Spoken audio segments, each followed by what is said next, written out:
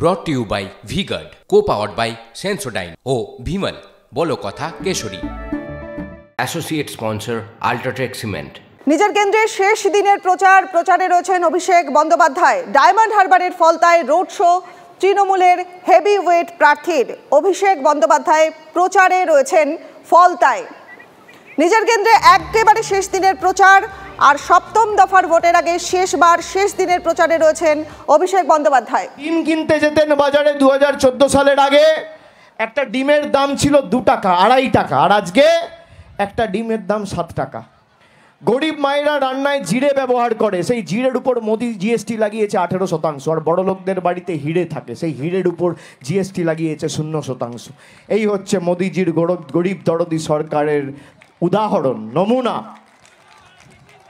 আমি বলেছিলাম এই ফলতার মাটি থেকে যে আমরা নভেম্বর মাসে আমি সভা করে কালী পুজোর 2 দিন আগে আমি ঘোষণা করেছিলাম যে ডায়মন্ড হারবার লোকসভা কেন্দ্রের বিস্তীর্ণ এলাকা জুড়ে যত 60 ঊর্ধ্বে প্রবীণ নাগরিকেরা রয়েছে সবাইকে আমি শ্রদ্ধার্ঘ্য ভাতা দিয়ে প্রতি মাসে 1000 টাকা করে 60 ঊর্ধ্ব যাদের বয়স তাদেরকে সাহায্য করব। জানুয়ারি থেকে সবাই 1000 টাকা করে পেয়েছে।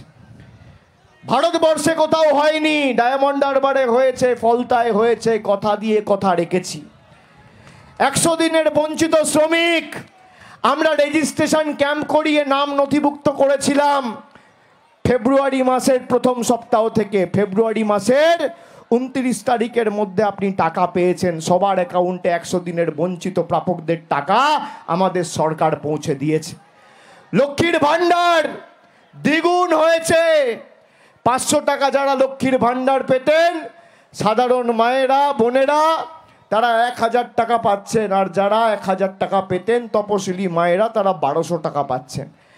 একদিকে আমাদের সরকার 1000 আর 1200 টাকায় দিচ্ছে লক্ষ্মীর ভাণ্ডার, আর অন্যদিকে বিজেপি দিচ্ছে 1000 আর 1200 টাকায় সিলিন্ডার।